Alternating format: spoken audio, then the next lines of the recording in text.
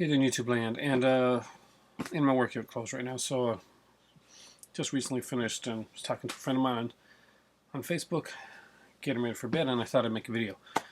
So tonight, I wasn't sure what I was going to make it about. Last night I was going to do a big shout out video, but I didn't like the way it turned out, so I'm going to do one. I'm going to do like kind of 2 or 3 shorter ones so that I can get like the names in below and stuff like that. But that's not what this is about today. This is more geeky talk. This is less just about one movie and more about a lot of things that's going on. So first off, the well, we'll go with some like a lot of the big news, my thoughts on it.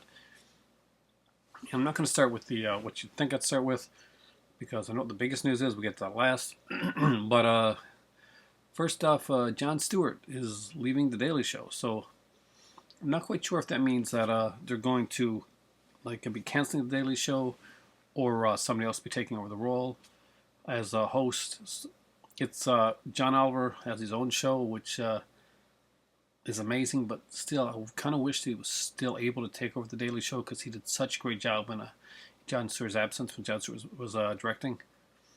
My thoughts on this: I'm a really, really big fan of Jon Stewart, and I watched both the Daily Show and the Colbert Report.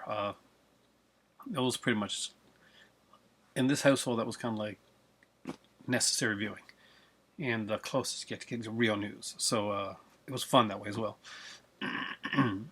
We like politics a lot in here. We watch a lot of stuff like that, but we're big on Jon Stewart. So it's really sad to see Jon Stewart go, but it's great to see that he lasted this long, and like in so many different kind of political climates, he just managed to just like come up and like make some really great smart observations that I really enjoyed. So congratulations on whatever you're going to do next, Jon Stewart.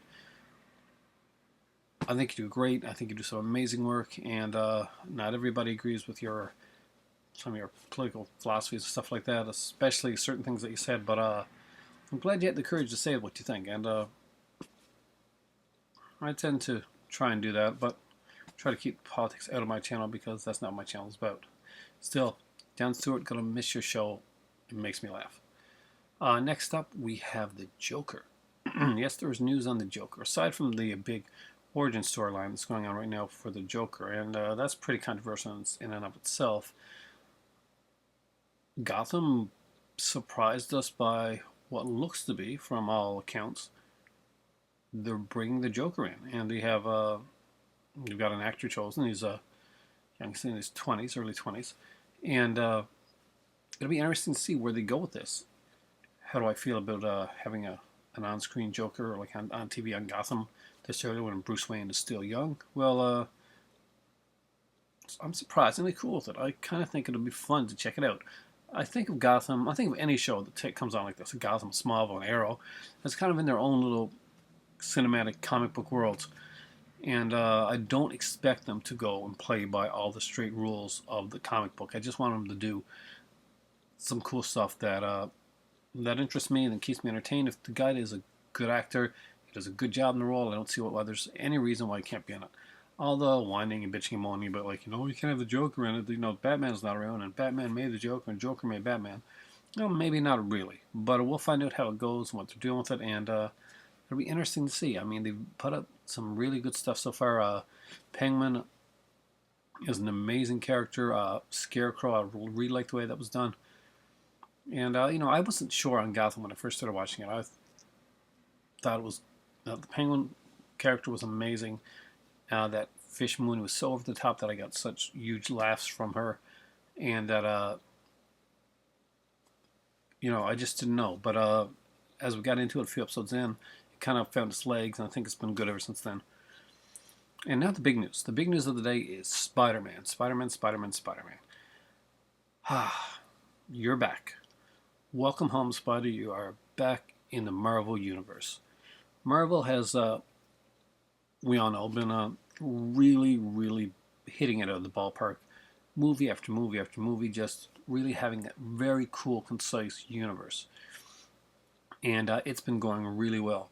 But there's been a few missing pieces. We haven't been able to see Wolverine in these films. We haven't been able to see Spider-Man in these films. Well, we got partially there. We got the guy that is my favorite character from Marvel, Wolverine and Spider-Man and Moon Knight. I like Wolverine too. So, and I like to say Ghost Rider, but The movies have ruined me. They totally have. Man, I used to love Ghost Rider. So Spider-Man is back in the Marvel Universe, and it looks like his first shot out is going to be like a role. Maybe it'll be a cameo. Maybe it'll be a part of the movie. It depends on how far along the writing the movie is made, and if they're going to be changing script around because of this recent acquisition, or maybe they knew for a while now, but they needed to have it cemented down. And if they've known for a while now, then maybe they've been already sowing the seeds of getting Spider-Man into the Marvel Universe.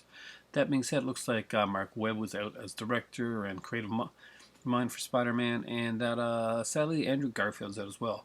Now, my favorite in the Spider-Man series were the first two Spider-Man with Tobey Maguire. I know a lot of people don't tend to like those, but I find them a really good representations of the comic book Spider-Man. And that being said, I do like the Andrew Garfield Ultimate Spider-Man version of Spider-Man. He did the best damn job he could, and he's a really good actor.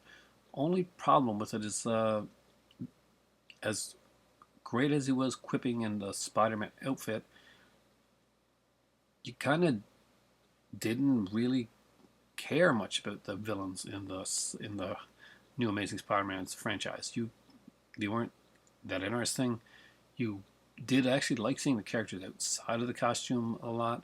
Spider-Man 2, you just really didn't want to see any of the characters in their costumes at all. I mean, the personal stories between Spider-Man and Harry and Gwen worked so much better than the movie itself.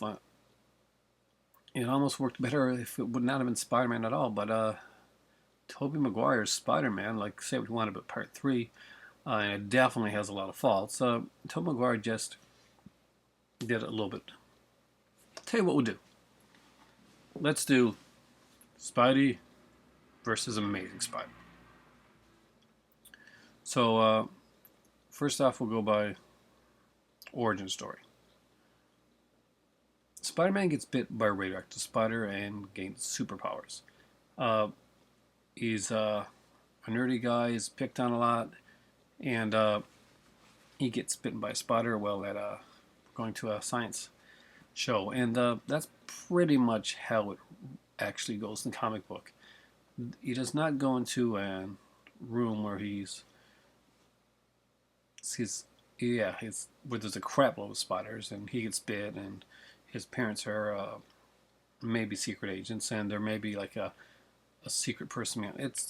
Let's just say, even if you want to go and drag in the third one's ludicrous Sandman storyline in the original trilogy,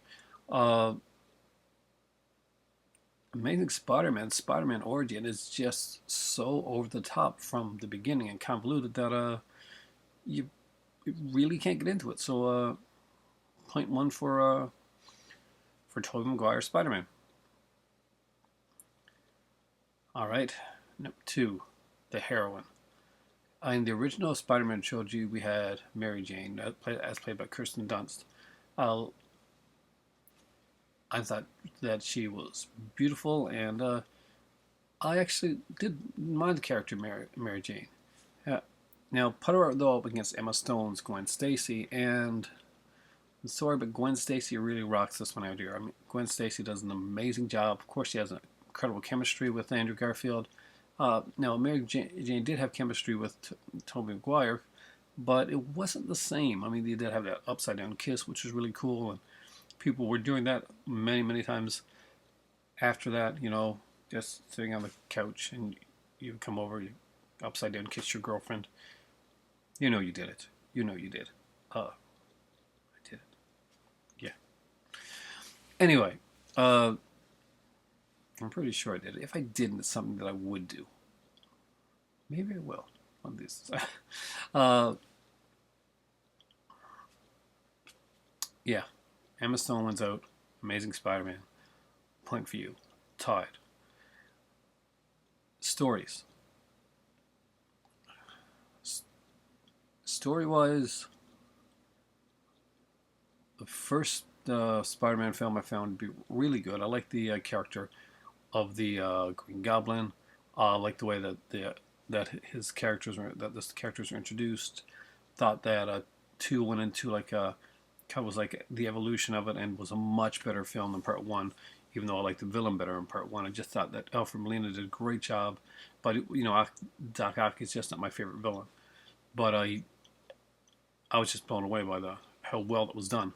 Part three seemed like Sam Raimi was mad at the studio for not letting him do his original choice of the Vulture, and he was stuck with having to put Venom in there. So it was just a big fu to the studio. Fortunately, it was an fu to the fans too, and as unintentionally hilarious as that movie is, and there are some decent set pieces in it, overall, it's a pretty bad film. As for Amazing Spider-Man, I think Andrew Garfield does a really good job as in playing Spider-Man. Not as good as Tobey Maguire in playing Parker, but his character is a very different Peter Parker and a different take on it. I do like his take on the character. I do not, however, enjoy the Lizard. It just seemed to be kind of like Doc Ock Redux. We got a lot of the whispering in the ear, turning psychotic. It's a scientist that was good type of thing. And we've already seen it before, but we've seen it done better in Spider-Man 2, and with much, much better fight sequences. But that should be for another thing. Point to Tobey Maguire's Spider-Man. Villains. So we've got Green Goblin, Doc Ock, Sandman, and Venom. And then we got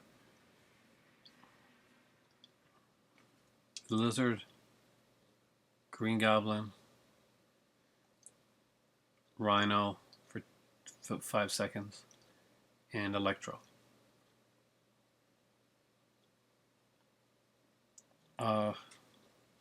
I want to be able to say good things about every one of these. Rhino wasn't enough to say anything about. Electro was just the Batman villain, Riddler done again, but with Jamie Foxx instead of Jim Carrey in the role. Lizard just really didn't do anything for me at all. I love the character of the Green Goblin. I love the way that Doc Ock was portrayed in part 2. It actually made him seem like a real serious threat. And, man, I thought that even though I hated this Sandman storyline, I think that he was well portrayed. And I didn't mind Venom. I mean, for what he had to do, I mean, this is not the biggest Venom there, but he was significantly whiny and bastardly, like you kind of wanted Venom to be. So, not the perfect Venom, but point for Tobey Maguire's Spider-Man. For the fights, no, it's the fights are part two of Spider-Man. Just the Tobey Maguire version. The fights just those trump all the fights in the other films. They just do. Yeah, I'm giving it to Tobey Maguire's Spider-Man series over the Amazing Spider-Man. Although I had fun with all the films, I just did not have as much fun with the newer series. I did like Andrew Garfield. Thought he did a great job. I thought Emma Stone was amazing in her role, and that killing her off was a really, really bad and rookie mistake by them. Something that they would have regretted doing down the road if the series had continued on. Now we're going to see kind of a reboot, which I hope doesn't give us the origin a third time. I kind of don't want to see that. And which way do I want to see Spider-Man go? Well, I want to see the nerdier kind of like everyman that Tobey Maguire's character is, without so much crying. We don't need as much like sobby crying in it. And but I do want to see the self-assured Spider-Man that we did tend to get a lot in the new Amazing Spider-Man franchise. But mostly what you need to take from the Amazing Spider-Man franchise is a strong female co-lead. That's what you need for Spider-Man to help make it work. And while you're doing that, then go back to the original Tobey Maguire ones and look for a great supporting cast. Tobey Maguire's Spider-Man films had such an amazing supporting cast. The Aunt May and Uncle Ben in those films were just spot on, just great versions of the films. The Harry in the original is so much better. James Franco did such an amazing, and I really like the actor from from Chronicle that was in the new one, but his Goblin makeup was unintentionally hilarious, and he was so much better when he wasn't playing the Goblin. But James Franco's character has kind of a natural progression, whereas the other ones seem to be forced and just kind of like pushed upon you. Uh, James Franco's Harry actually is a really nice guy, and he starts out, you know, the seeds are sown from early on. So it'll be interesting to see how they do that and how they go with that. Are they going to make it more Spider-Man centric? Maybe they'll do a Spider-Man movie where basically we get a Spider-Man being mostly in the costume. Maybe we're not going to see too much of his background characters. But, you know, I wouldn't really want that because Spider-Man is a comic that is definitely defined by the background characters at the time, whether we're talking about Gwen Stacy, or we're talking about Mary Jane, or we're talking about Harry Osborn, or we're talking about Liz, or J. Jonah Jameson, or any of those. And J. Jonah Jameson, guys, come on, J.K. Simmons he's just perfect for the role. Just let's all hope that they don't use Miles Morales. Not a fan. Boring. Really boring. Man. Thanks for watching. The giant lobster head up there says aloha and me. For me, it's time for tea, and have a great night, guys. Such great things coming out right now. Spider-Man, we've got the Joker coming in there.